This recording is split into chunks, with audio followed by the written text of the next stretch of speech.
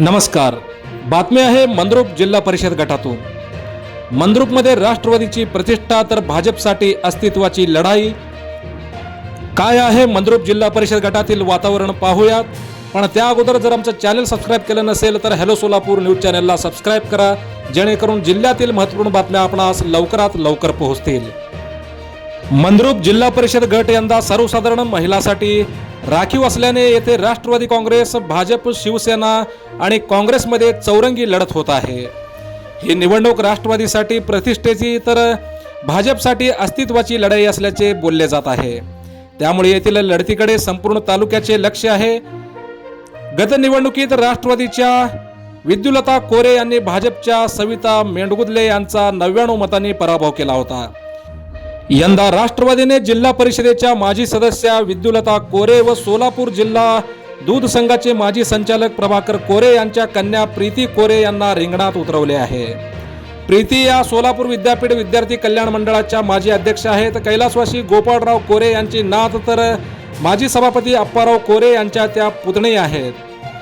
कोरे घराणे मागील 50 वर्षापासून राजकारणामध्ये आहे. गावच्या विकासाबरोबरच अडले नडलेल्यांची ते मदत करत असतात.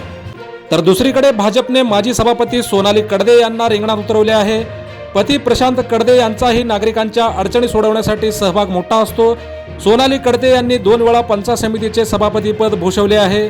तर गत निवडणुकीत भाजपच्या उमेदवार सविता मेंढगुदले यांचा अवघ्या 99 मतांनी पराभव झाला होता. हे शल्य आमदार सुभाष देशमुख यांना आहे. त्यामुळे बाजी मारण्यासाठी देशमुख यांनी कडदे यांना रिंगणात उतरवले आहे आणि कडदे यांना कोरे परिवाराला टक्कर द्यावी लागणार आहे.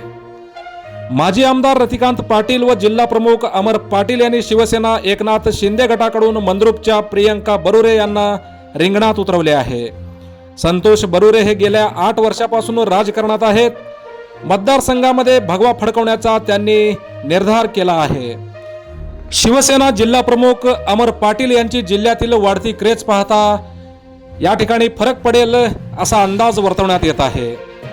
तर या ठिकाणी काँग्रेसने जिल्हा सचिव मोहम्मद शेख यांच्या धर्मपत्नी सना कौसर शेख यांना संधी दिली आहे. मतदारसंघामध्ये परिवर्तन करण्याचा विडा त्यांनी उचलला असून या प्रतिष्ठेच्या लढाईत कोण बाजी मारणार याकडे संपूर्ण मतदारसंघाचे लक्ष लागले आहे.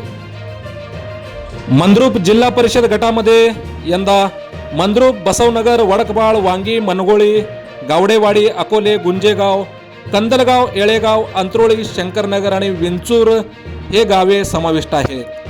तर या ठिकाणी एकूण मतदारांची संख्या 36,211 इतकी आहे. जिल्हा परिषद निवडणुकीसंदर्भातील मोजक्या, निवडक आणि महत्त्वपूर्ण बातम्या पाहण्यासाठी सबस्क्राईब करा हॅलो सोलापूर न्यूज चॅनल. धन्यवाद.